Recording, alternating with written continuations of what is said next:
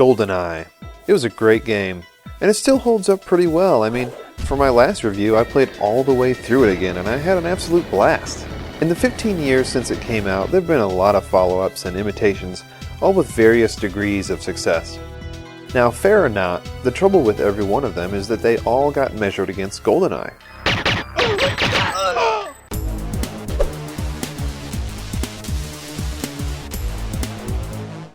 Rare bowed out of the Bond license after releasing its killer app, but continued working with the same game engine to develop a follow-up first-person shooter.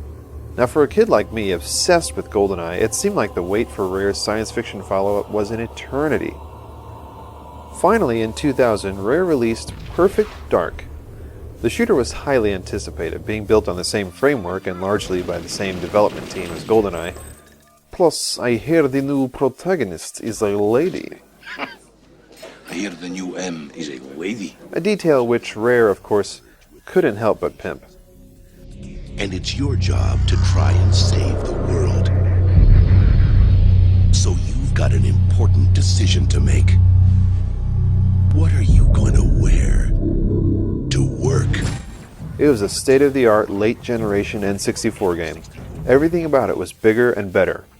The levels were larger, there were more guns, they even had reloading animations this time. There were also a lot more motion-captured cinema scenes, and this time all with full voice acting, as cheesy as it was at times. You can't take that! It's government property! This is intolerable! It's unprofessional! The enemies were smarter, well, maybe just a little smarter. Oh my god! The multiplayer too had been massively expanded from its spiritual predecessors. There were computer-controlled bots called simulants that you could place in the arena, and just about everything could be customized in the matches. The graphics were more detailed and, shinier. You could even run the whole game in high-resolution 480i, if you had the Nintendo 64 Expansion Pack. Yeah, that's right, remember this thing? This bad boy doubled the RAM in your system to a whopping 8 megabytes, making it the, most boring peripheral in the world. I mean, come on, nobody at the time really knew what that meant from a practical gameplay perspective, and it definitely didn't make your game run smoother or anything. I mean, look at these frame rates in 480i. I mean, look at that. It's almost unplayable. Actually, it looks good as long as I don't move. Maybe I'll just play the game like this. Oh, what's the point? Better to just play in gross, low res. The bottom line is that the expansion pack enabled games to be bigger and more detailed, and by 2000 there were a lot of games that supported the thing, and a few that downright wouldn't work or had limited playability if you didn't have the expansion pack. Now that list included Perfect Dark, which required it to play the main game and parts of multiplayer. Anyway, I'm getting off on a tangent. In any case, this is what we were waiting for. It was everything everyone wanted from a follow-up to one of the greatest N64 games ever. And by all accounts, it was a great game. It sold pretty well, but oddly enough, not anywhere near as well as GoldenEye, with 3.2 million units sold compared to GoldenEye's 8 million, making it the 11th best-selling N64 game over its lifetime. It didn't seem to resonate with the video game community as much. It's strange. Was it just overhyped? Or was this a case of GoldenEye fanboys being stubborn? No, I don't necessarily think so. And one problem I think is that no one really cared about the storyline or the main character, Joanna Dark. I mean, she was like a female James Bond, but with only like half the personality and like twice as gangsta. No, seriously, I mean, look at this. That's gangsta style. She even drops the N-bomb a few times. I'm not even kidding. Look.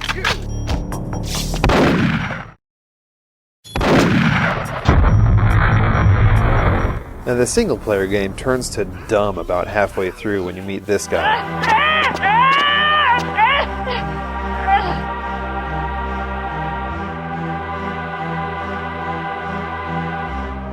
I'm alive! In case you couldn't figure it out, he's an alien.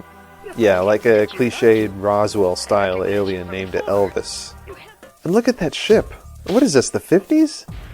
Myself, I really enjoyed the first half of the game, but when things start getting crazy with battling aliens and stuff, I kinda check out.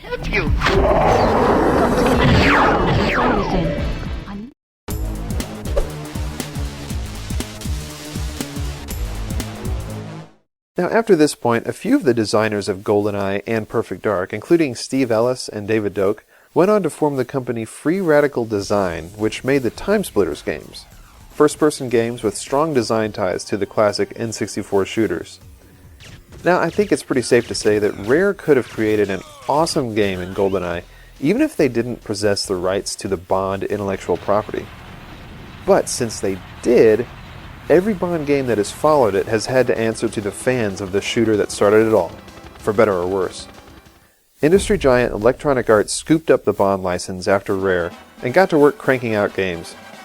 In 1999, it shot out a turd with Tomorrow Never Dies for PlayStation. A third-person treatment to the Bond franchise, it was by all accounts an awful game. Now, they tried again in 2000, but this time with The World Is Not Enough, created by developer Eurocom for the N64 and PlayStation. It's been a while, but as far as I can remember, it was actually not too bad. It stuck pretty close to its film counterpart, and it took a lot of its cues from GoldenEye. Ultimately, the game, perhaps unfairly, answered to reviews that all basically began and ended with, well, it's no GoldenEye. For the three next-gen systems, the GameCube, the PS2, and the Xbox, EA, together with Eurocom, released two more first-person Bonds with very similar styles and mechanics. Agent Under Fire in 2001, and then Nightfire in 2002. With decent first-person missions and good enough split-screen multiplayer, they got lukewarm reception. In 2004, however, the franchise got a bit of a reboot when Everything or Nothing was released. In a show of EA's monetary clout, this game had pieces of, well, everything. It played out like a Bond film, complete with big names like Pierce Brosnan, Judi Dench, John Cleese, and Willem Dafoe doing voice acting.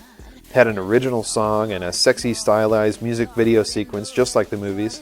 Had tons of locations, of course, and a variety of gameplay styles, from third-person shooting to driving missions that actually worked pretty well. I thought this game was pretty awesome. I mean, it may not have been GoldenEye, in fact it was quite different, but with its action, gadgets, and Bond moments, it was arguably the most Bondy game to date. Bond. James. After that, EA pulled a bold move and made GoldenEye Rogue Agent near the end of the year. It was an obvious attempt to ride the coattails of the game that people still held in such high regard. Too bad it sucked. Okay, there were a few others. From Russia with Love, Quantum of Solace, blah blah blah. But everyone knows what game we really need to talk about.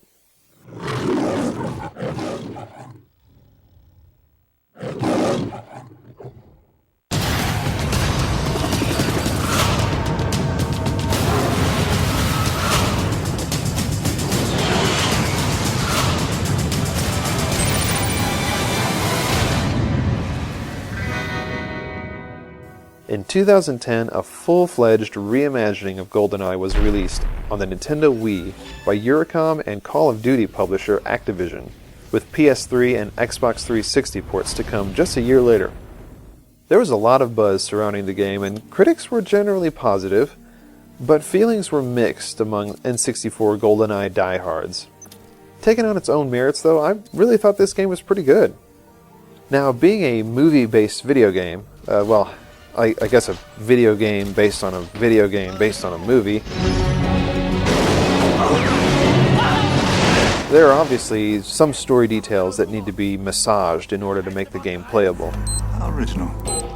I mean, if you had first-person shooting, hand-to-hand fighting, Aston Martin driving, Baccarat playing, plane flying, and sexing up the ladies, you'd have a mess of a game. Well, this new GoldenEye is a strange hybrid between the classic film, the classic game, modern first-person shooters, and modern Bond movies. At times, this mixture works pretty well, but sometimes I wish they could have stuck more to the original film. It's strange, too, because the writer Bruce Fairstein also co-wrote the movie GoldenEye, along with writing the script to Tomorrow Never Dies and the 2004 game Everything or Nothing. So what happened? Where's the antenna cradle? Solar power plant? Nigeria? Wait, I need to go to Cuba, don't I? He's in Cuba. Havana. No. Most of Bond's gadgets are gone too, in favor of using his cell phone for just about everything. It's the 2010s after all. I mean, you can't expect Bond to get through all these firefights without having a little light entertainment on hand. Plus, how is he going to update his Twitter feed while he's in Russia?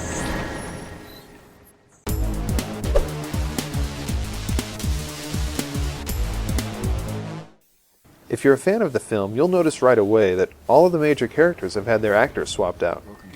Natalia, you look different. It's going to take some time. Natalia largely reprises her role here, but seems even more of an excuse just to defend something. James! I can't stop the GoldenEye, but 006. Oh, come on now, friend. Surely you've aged better than this. This just isn't right. I mean, I should really be punching Sean Bean in the face. I don't even know who this guy is. And what is he wearing? It looks like he was on his way to church when he suddenly remembered that he had to go into work and, kill James Bond.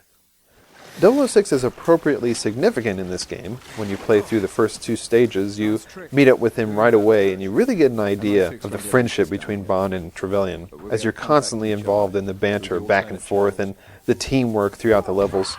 Now, this is in stark contrast to the N64 GoldenEye, in which you really meet up with him only once at the very end of the facility, say a few words, and then watch him die.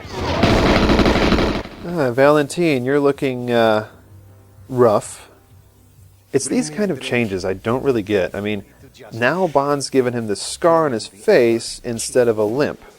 Why? And the character design is totally different. I mean, to me, he looks more like a henchman now than a big boss.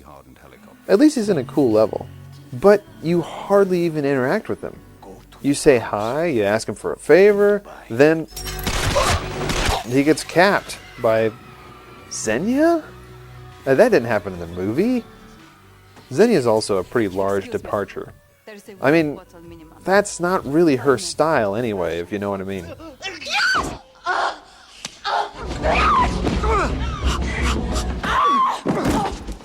I must say, though, her fight is kind of cool, if a bit drawn out and awkward at times. If you remember the movie, you'll have at least a basic idea of what eventually happens. Again, though, what's with the clothing? Why would they get rid of the combat fatigues from the movie?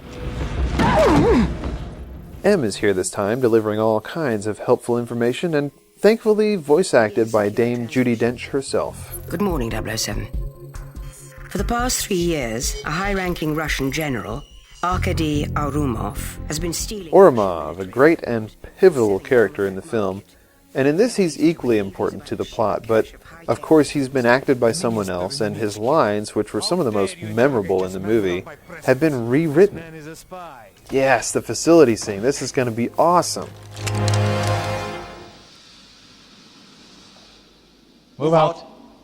Throw down your weapon and walk towards me. Slowly. Finish the job, James! Blow them all to hell! Come out! Throw down your weapon, and I'll let you leave. Oh, that's different. Don't do it, James. Don't listen to him. Don't do it, James. Don't listen to him. Wow. Could he be more bored? For England, James! Hold your fire! You'll blow the gas tanks! Hold your fire, you'll kill all of us! Really? That's it? You have 10 seconds. Shoot him!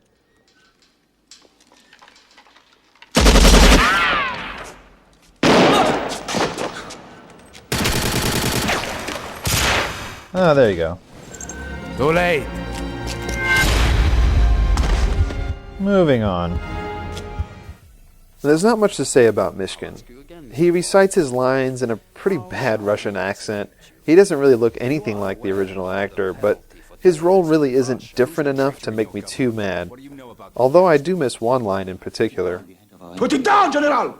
Now Boris. I tell you!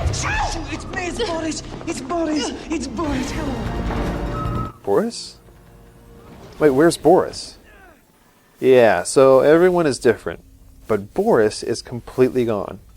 He is invisible instead of, well, you know. I am invincible! Most notably, of course, Bond has been changed from Brosnan to Craig. Now, originally I thought this must have been because of some clause in the licensing, but I haven't found anything that verifies that. I think they just felt like updating it. Daniel Craig at least provides his likeness and voice to the role, with great results most of the time. Maybe you insist? Even the overall gritty, more physical character of his Bond is present in the game. I mean, just look at the end of the dam. It's pretty reminiscent of Craig's leap first, think later style in the movies.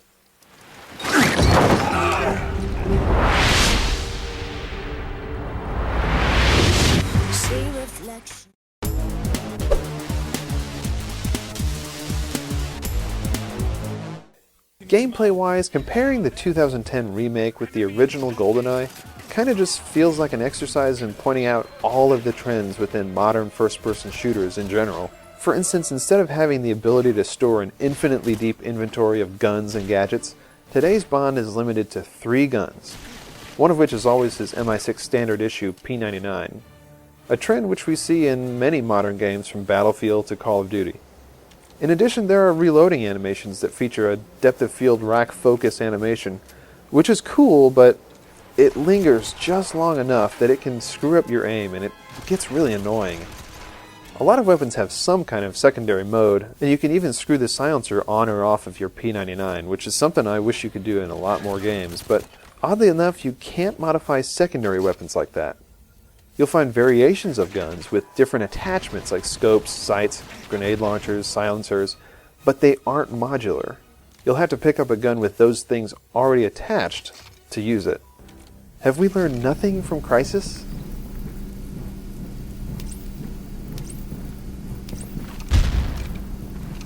On the topic of weapons, grenades make a triumphant return in this game, but you can't use them in the single-player campaign. What the hell? Enemies can still chuck grenades, but Bond gets the shaft. This is one of the most fun aspects of the original, but all the throwing weapons are gone. The original GoldenEye was innovative in its inclusion of a targeting reticle that you could bring up to refine your aim. Today's Bond allows you to bring the gun's sights right up to your eye, a more realistic depiction of precision aiming. While aiming in this way, you can still move the character around, but in 1997, holding R would lock you in place. The Wii version of GoldenEye also has a slick feature which you twist the nunchuck while aiming to lean out around corners. It's pretty fun when you actually get it to work to your advantage. Speaking of controls, there's a huge difference between the two games. For me at least, using the Wiimote and the nunchuck for a first-person shooter is a feat of human coordination. I mean, let me just say right now that the default controls are awful. Remember to set the Wii remote presets to a high level of experience. Anything less will limit your ability to look around and slow your potential movement. Helpful for those without steady hands, but frustrating if you need to maneuver quickly. I noticed the problem as early as the facility because I couldn't even look down into the stall where the dude was. I couldn't tell which was the right one to go down. In fact, I'd recommend setting sensitivities all the way up and probably go ahead and give yourself some aim assist too. Like in the original GoldenEye, you can't jump on command. What you can do though is vault over objects in your path, railings on catwalks and such. Just enough interaction to keep you in control, but not too complicated. First-person shooters probably shouldn't be platformers after all. We all know what that looks like.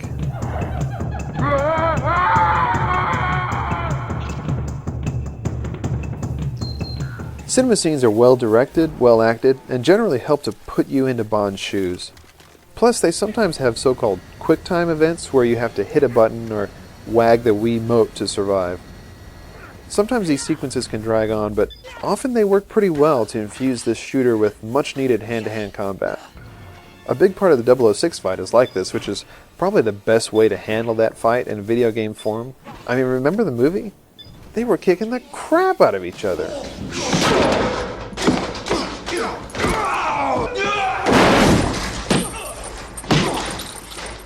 The problem with cinema scenes? You can't skip them. Ever. Want to replay a level? That's fine, just start that puppy up. Alright, I've seen this before. Okay. Now let's go. Let's go. I'm hitting every button on these controllers and I can't skip the cinema? That's right, no matter how many times or how thoroughly you beat a level, you can never skip cinema sequences. So after waiting for 2 minutes while I listen to this dude gab, I can finally let him get shot and get to the action. That was a dumb decision. It's a shame, too, that you can't edit these sequences like you could in the original game. This new game also seems a bit more linear. Levels tend to funnel you to objectives, and objective hints make it pretty clear what you need to do in any given level. Plus, any kind of gadget-based objective like reconnaissance is always accomplished by getting your phone out, so you're never really left wondering what doohickey to use where, unlike the Rare game, which at times had somewhat cryptic objectives. Health is handled differently as well. Instead of armor that you find to protect your limited and unreplenishable health stores, health is regenerating. You can, however, play on 007 Classic mode, in which you'll have to search for body armor just like the original game. Firepower in there. It turns out that video game bad guys are just as dumb today as they were in the past. We continue to see explosive barrels stockpiled in dumb places just like the original GoldenEye. We also get fire extinguishers and other carefully placed destructible items. It seems like you can destroy less stuff in this game than in the original, but we still get lots of debris flying around in the archives, and concrete barriers can be destroyed piece by piece, so I really can't complain too much. Your slapper was used more to comic effect than anything else in the original GoldenEye, but in this one you can expect to melee a lot. The takedowns are silent, and they look really cool too. Sometimes it's even easier than shooting someone anyway. Multiplayer is back in this game, of course, with both split screen and online modes. A big change is that instead of starting with nothing and having to seek out weapons, you start with a weapon loadout, a common modern trend. It lacks some of the original's charm, but there are also a lot of characters and maps, so it's fun just the same.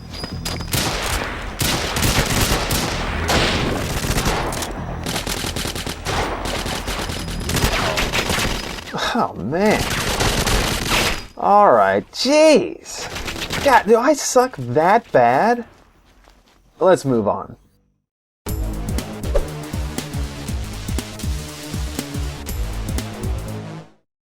Along with the new storyline, the levels have received massive facelifts and revisions. Again, some for the better and some inaccurate at best. The Dam is a great redesign of the classic mission, which was always an expansion of a very short scene in the movie anyway, and it serves the same purpose of introducing the player to all of the gameplay mechanics he needs to know about in order to play the rest of the game. Realistically though, could Bond really make all this noise and still be able to sneak into the facility? Incoming! Run clear! The only tie to the movie is the bungee jumping scene, which has obviously been ramped up quite a bit.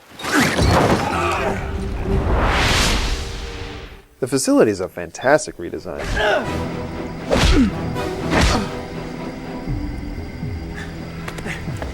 A hardcore stealth-based mission, it's way easier to get through if you're quiet than if you run in guns blazing.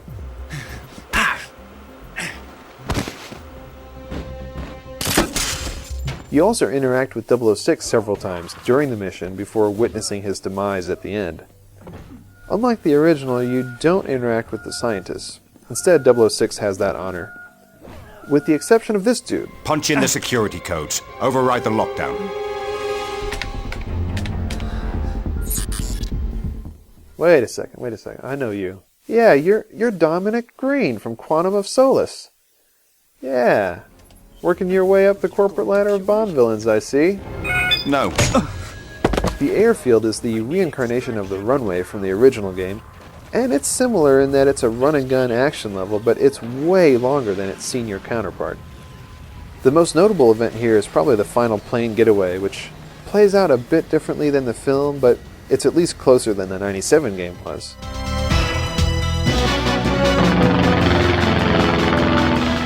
A 100% original mission in the new GoldenEye, the nightclub, is at once a very smart way to drive the story and also a wild departure from the film's plot. I mean, I don't remember Bond dancing in a rave in the movie. The location and layout of the mission is pretty cool, but Valentine looks ridiculous.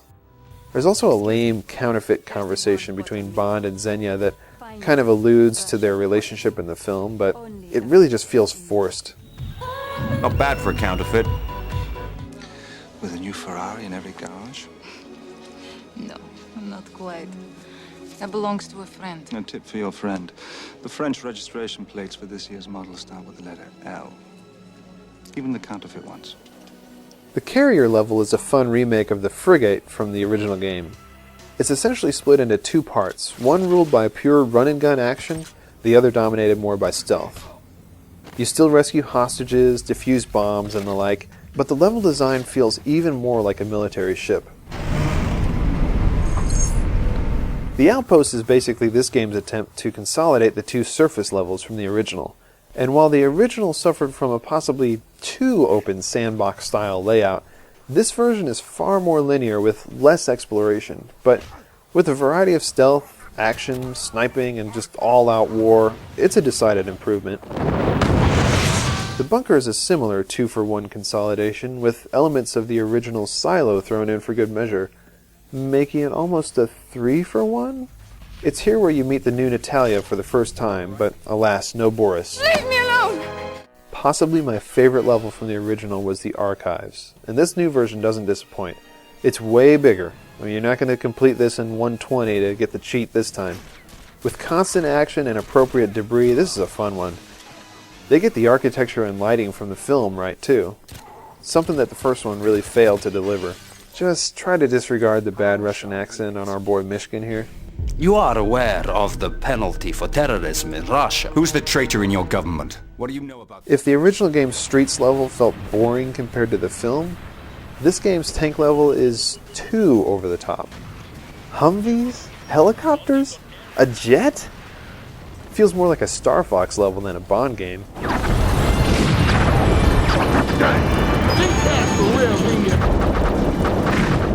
Basically a revision of the depot and the train combined, the station is forgettable. The scene at the end plays out a bit differently too, since we haven't met Yanis yet. Yeah, that's right. We're supposed to already know about 006's betrayal by this point, like in the film, but instead they've woven the plot into a tangle for no reason. And once again, Xenia does the killing here, which just leaves a bad taste in my mouth. Tastes like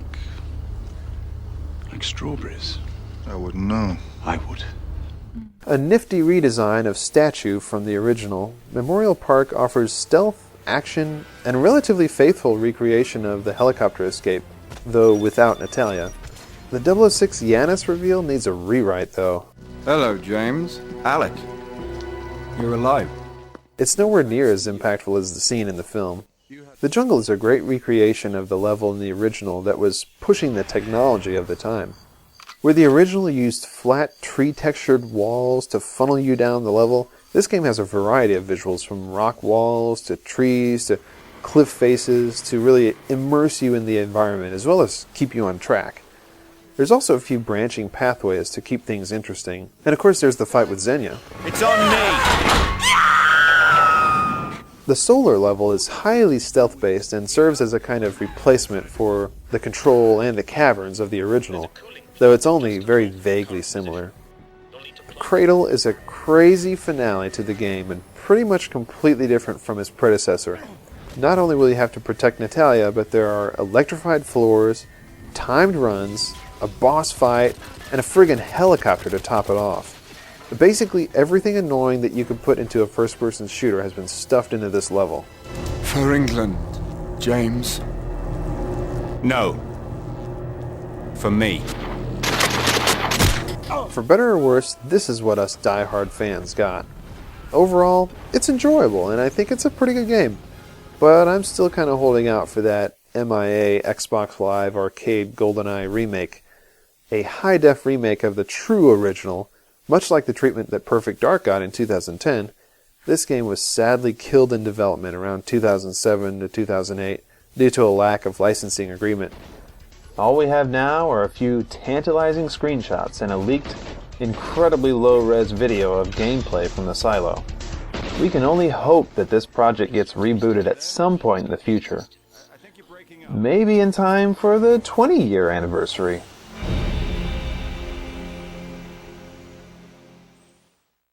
Hey everyone, thanks a lot for watching my marathon-length GoldenEye review series. The next review I have in mind is on Brutal Doom. This is a mod for the original Doom series on the PC that I recently picked up, so Subscribe to my channel to be notified when that's uploaded.